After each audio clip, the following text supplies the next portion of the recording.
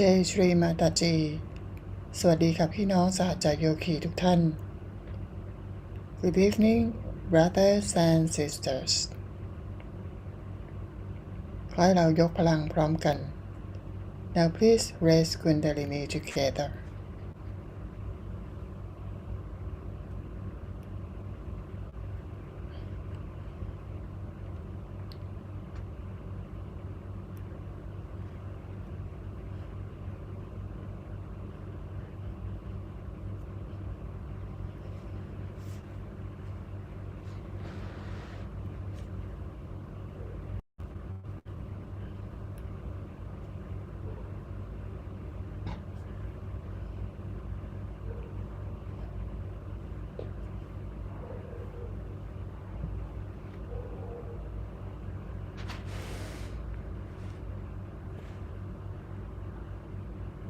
ขอให้เราหลับตาตั้งสติที่สหสราระสักครู่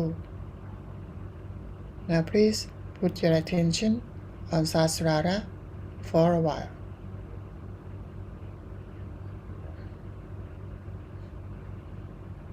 หลับตาเข้าสมาธินะคะ Close your eyes and meditate together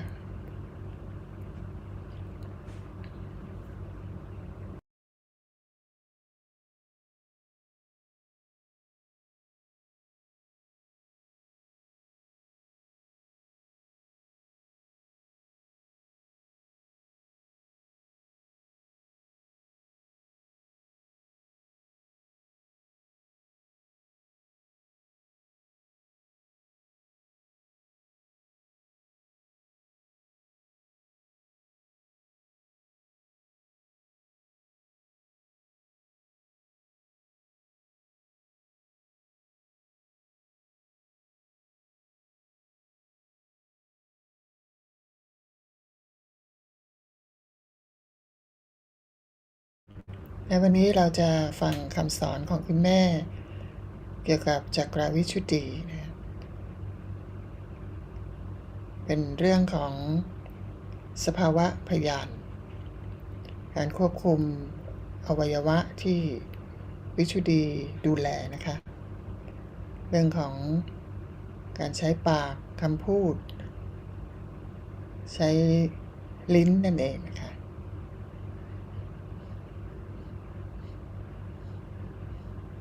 Today we will listen to Shri Mataji's speech about the quality of Vishuddhi, about witness state, and tongue, our eyes,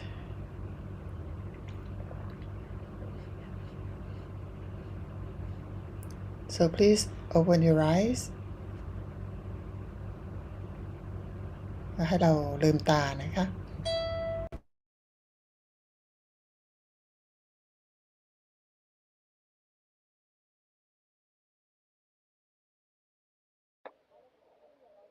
I was telling you about how difficult it is to be a mother and a guru, because both are very contradictory functions, and especially for a person who wants to be in charge of your salvation, to be the Mokshadayini, it is extremely difficult, because the path is so delicate and so treacherous that all of you have to come yourself, walk across. And if you fall this side or that side, there is disaster for you. I am watching your climbing, and I see you coming up with a mother's heart and a guru's hand. And then I get the glimpses of people falling. I try to tell them, come up. Sometimes I shout. Sometimes I pull them up. Sometimes I love them, caress them. You can yourself judge within yourself how much I've worked on you, how much I've loved. But how much do you love yourself is the point. I've told you that for a Sahaja Yogi, The whole thing should be decided by the witnessing power. Now the witnessing power is silent, it doesn't talk. If you are a very talkative person, then it's not going to help you much. You have to come in balance. For the first time in this incarnation, I have started talking, and I get throat trouble because I'm not used to this kind of talking. So for you people, it is necessary that you should not talk unless and until you feel like talking. And very few sentences, conclusive. As I told you before, the tongue is the master of all the organs of distraction. If you could master your tongue, you have mastered all of them in a way. Because everything has to be palatable. For example, you look at a woman. If she is not palatable, then she may be beautiful, but you don't want to look at her. She decides, the tongue decides about a person. If you want to eat some food, if it is not palatable, then you don't want to eat that food. It has to be palatable. Then a thought also. A thought has to be palatable. If it is not palatable, you are not going to have it. So the deciding factor is the tongue. The root of the tongue goes up to the Vishuddhi chakra, which controls your ego and superego, or you can say that the tongue is reflected in superego and ego in a way.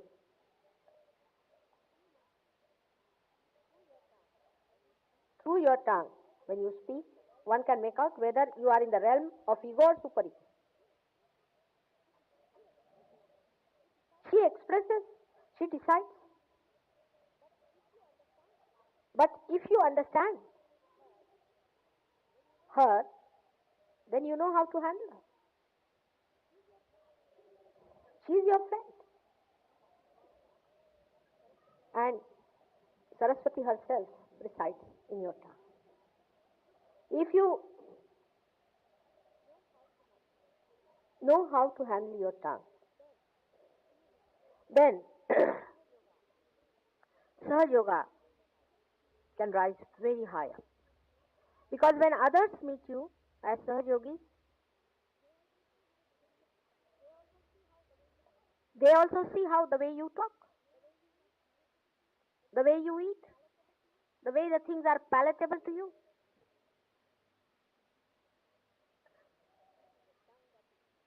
It is the tongue that decides. If you are really very much evolved, you'll be amazed that if you eat some food somewhere, immediately the tongue will immediately throw it out.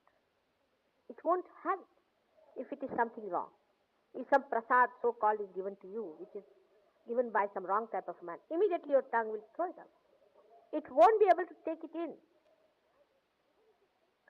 And even if you take some or other force down in the stomach, still the tongue will inform the brain that throw it out.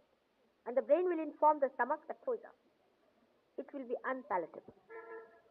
So the action of Vishnu in the stomach up to the action of Sri Krishna, the same personality, is all judged by your tongue. So you must know how pure, holy your tongue should be. That when you take the name of your mother with this tongue, you must know it has to be the holiest of holy. It is very important how you use your tongue. Those who talk very bluntly are just the same. Those who talk very sweetly to get something out of you is the intention.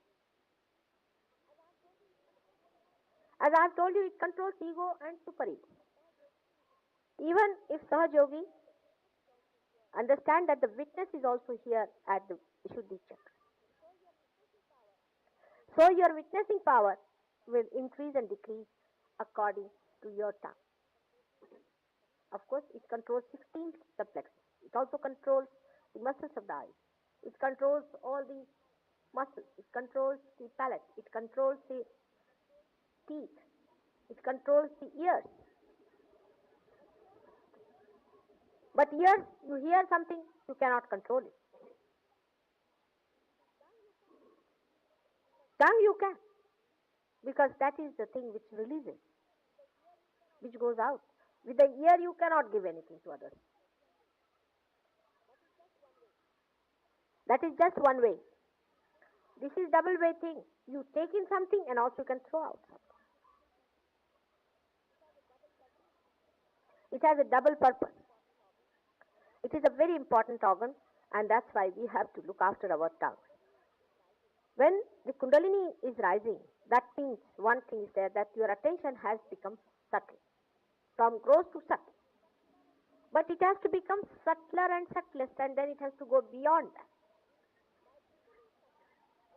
By becoming subtle, only it comes up through the agya, because agya is just like a hole in a needle.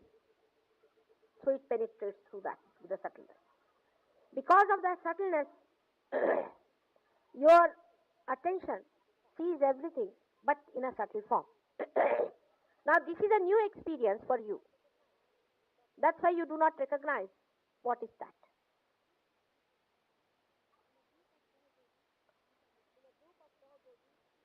In a group of Sahaj Yogis, you can witness these things very carefully and clearly. There is one person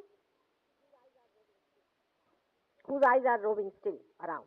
He's a Sahaj Yogi. He's sitting down, he's looking here, looking there, looking that side, who is coming, who is going. Of course, this person is still in the gross state, you can say. Though he's got his attention up here, by Mataji is pulling it out to see and hanging on to it. But still the person himself is still dragging outside into the gross. So don't bother about that. But even the person who is now, say, attentive, we can say attentive, because you see, words are not so precise.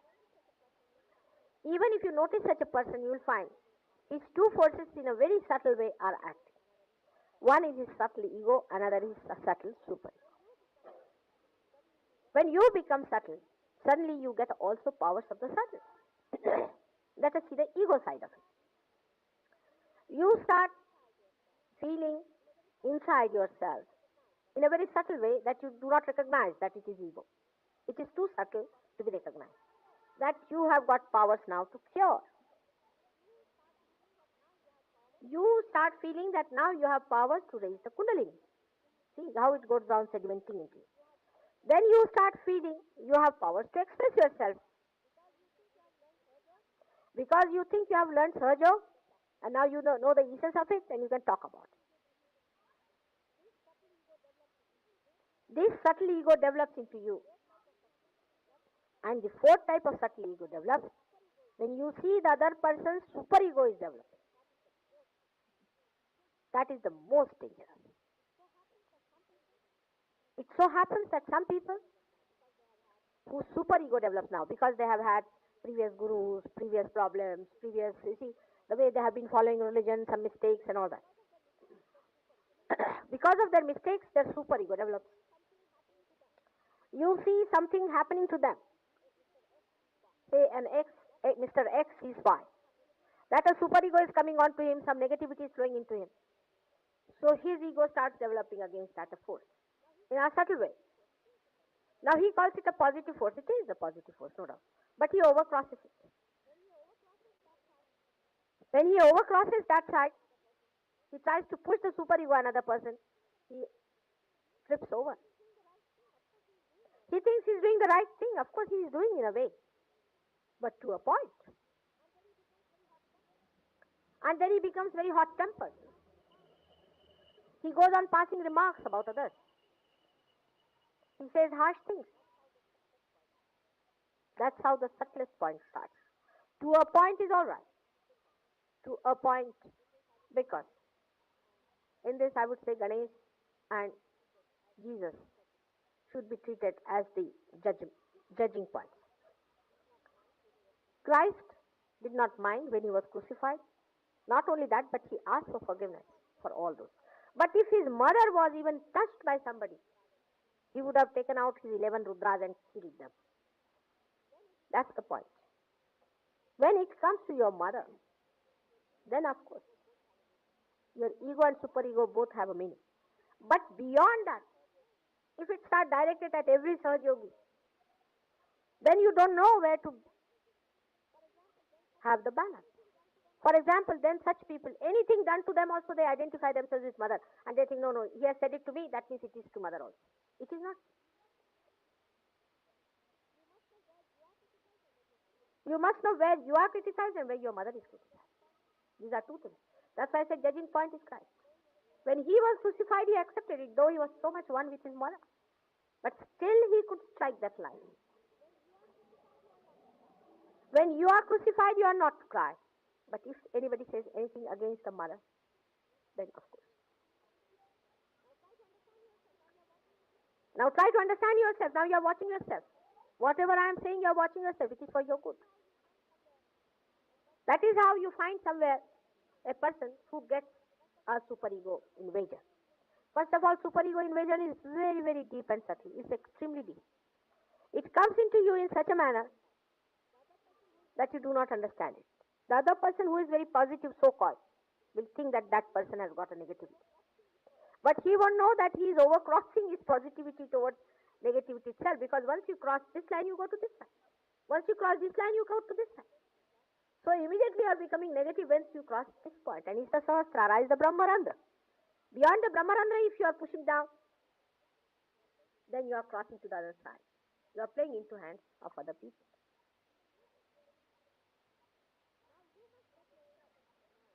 Now you must judge yourself and see, now, hello Mr. X, how are you behaving now? Immediately become a witness. You see witness of yourself. Now how the superego and ego, you see sometimes in some people, sometimes the ego presses the superego and the superego presses the ego. I've seen it. They don't know whether they are egoistical or whether they are dominated. They really do not know. They cannot decide.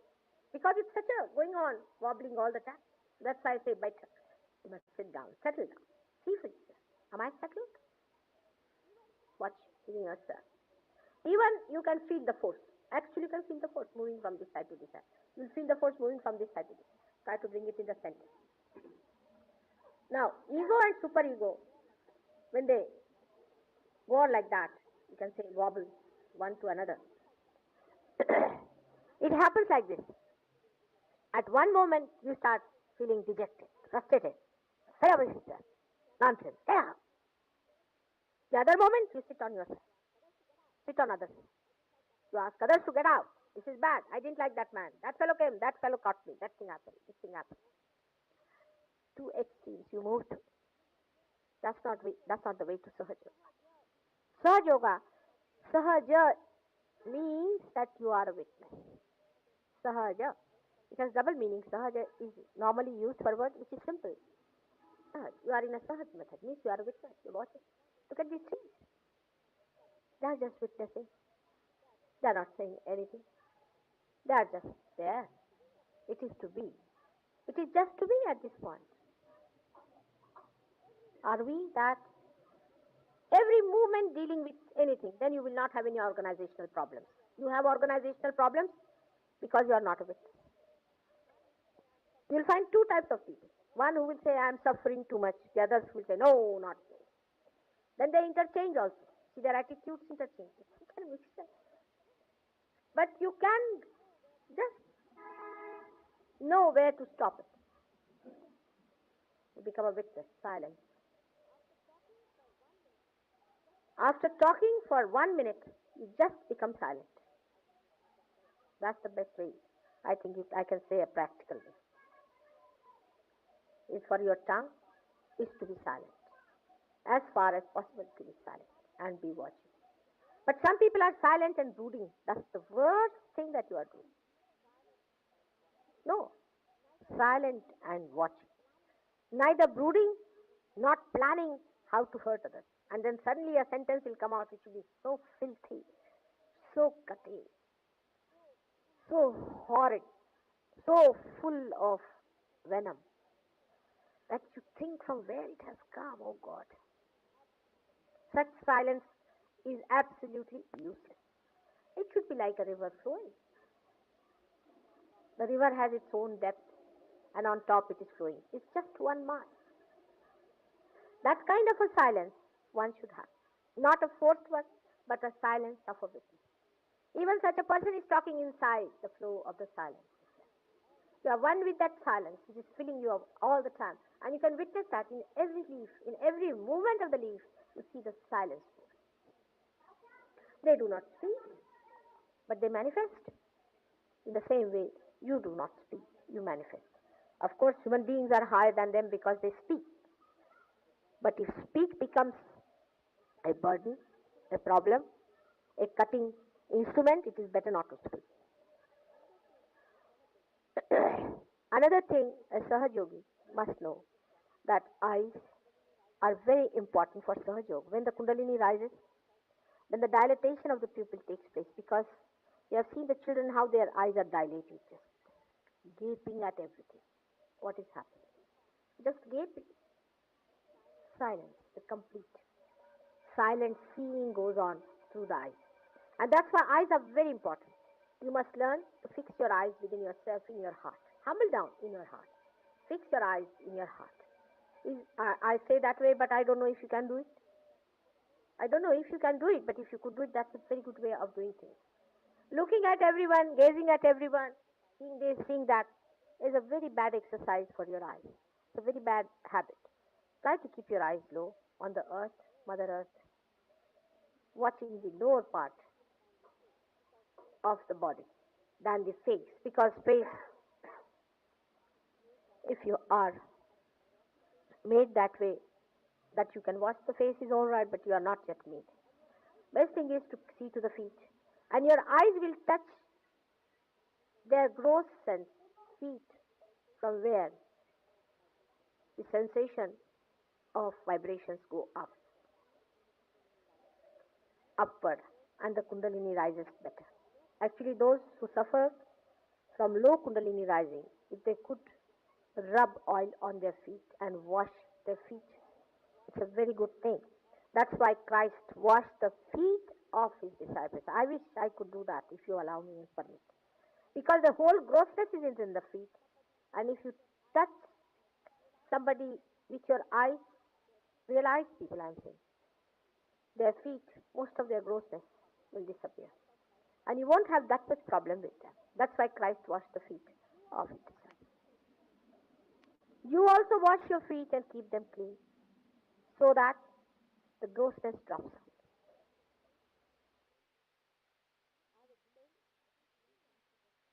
I have explained in brief way, but if you want to ask me questions, ask. Because still I find that the Sahaja Yogis are not rising as fast as they could. Because the bringing Kundalini up to this and up to this is possible for me. But taking it back into your gross being is your own job, which you have to do. In Marathi, as they say it, Adi Kalasa Magapaya. I have built the top, the dome for you, and the dome is now to be supported by you. I have taken you to the dome. But you cannot bring it down, because either you are frustrated with yourself. By being frustrated, what are you going to gain? Or else you are frustrated with others. Just be silent and be witnessing. As Sai Baba has said, Saburi, patience. It comes.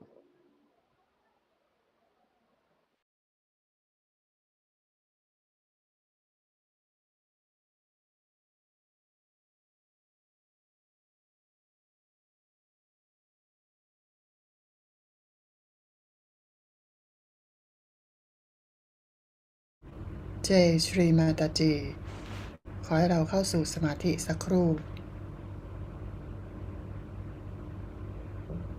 Now please meditate together.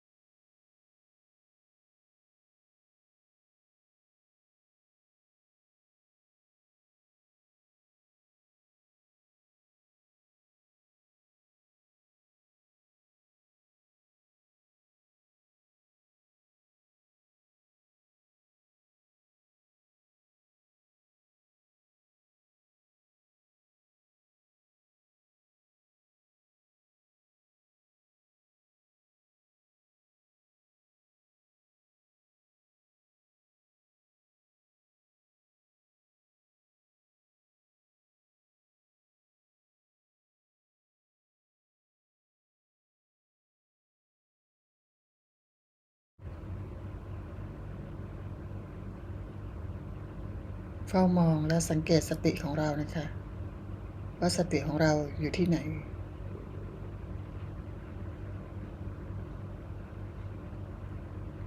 Witness your attention. Where is my attention?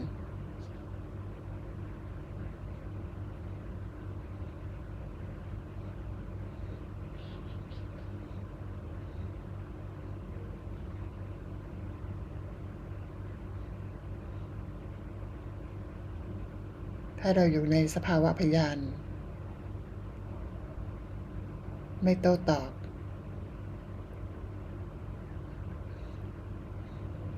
Please be in silence. Be in witness state.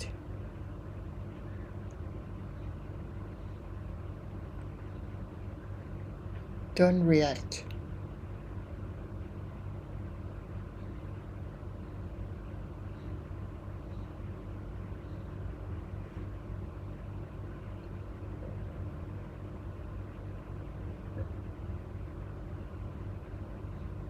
เข้าสู่จิตว่าง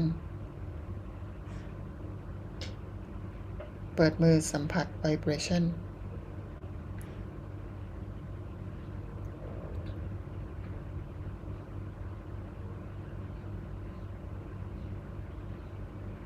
Be in thoughtless awareness. Feeling your vibrations.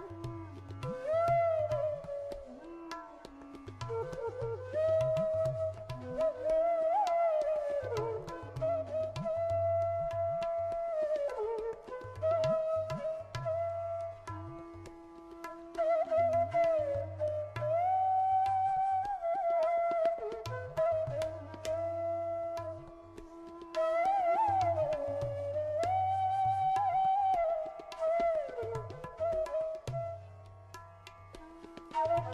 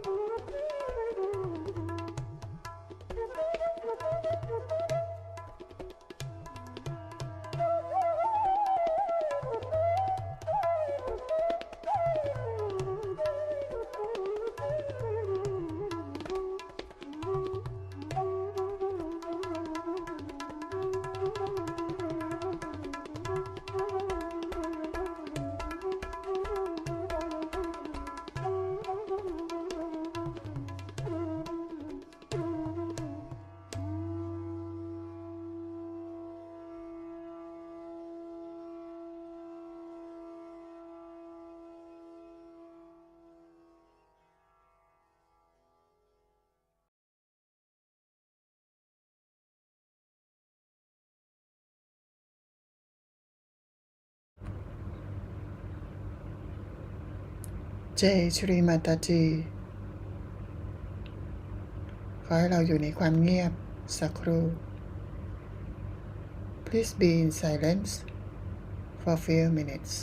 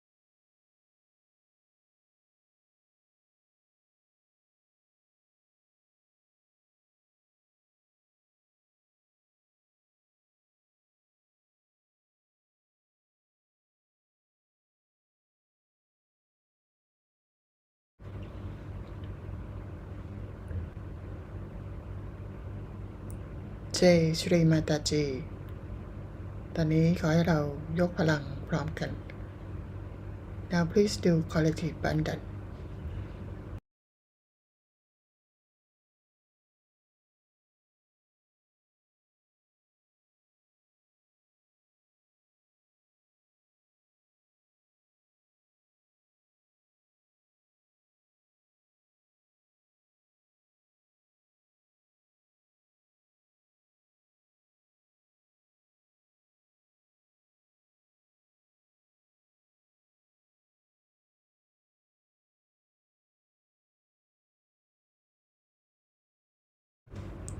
แล้วพบกันใหม่คราวหน้า Until the next time Jai Shri Mataji